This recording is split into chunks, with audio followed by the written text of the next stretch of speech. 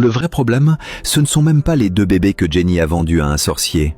Son mari insistait qu'il n'aurait plus d'enfants tant qu'il n'aurait pas trouvé une solution à leur problème. Alors, Jenny a pris les devants et a donné de l'argent à un homme inconnu pour qu'il la mette enceinte. Plus tard, elle ferait croire à son mari que c'était lui qui l'avait mise enceinte pour pouvoir tuer aussi ce bébé. Le problème, c'est que l'homme que Jenny a payé habite à Abuja. Et justement, son mari doit aller à Abuja pour une réunion. Il prépare ses bagages, les met dans la voiture et part. Arrivé à Abuja, il retrouve Baron, son ami d'enfance. Mais Baron est justement l'homme que Jenny a payé pour la rendre enceinte. Ils vont boire une bière ensemble, parlent du passé, de toutes ces années où ils ne se sont pas vus. Baron, j'espère que tu n'as pas perdu tes mauvaises habitudes. Qu'est-ce que tu fais maintenant ? Demande Paul. Baron sourit.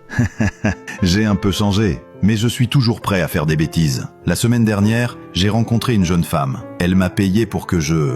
À ce moment-là, le téléphone de Paul sonne. C'est sa femme Jenny qui l'appelle. Après avoir raccroché, Paul s'excuse. Désolé, c'était ma femme. Elle voulait juste savoir comment j'allais. Je suis parti en déplacement depuis seulement un jour. Quoi ?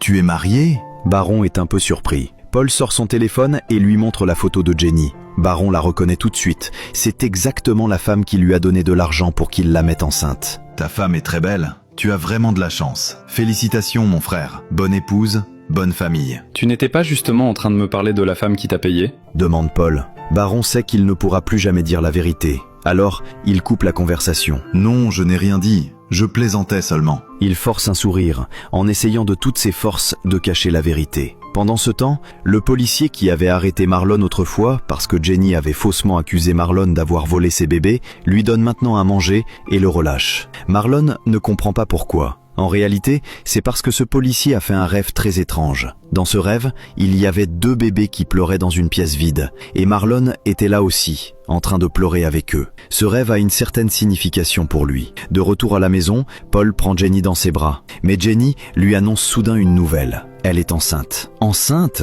Comment ça, chérie ? Ça fait déjà plusieurs semaines qu'on n'a pas fait l'amour. Je n'ai pas dit qu'avant de comprendre pourquoi nos bébés disparaissent toujours, on ne pouvait pas avoir un autre enfant. Alors dis-moi, comment tu es tombée enceinte ?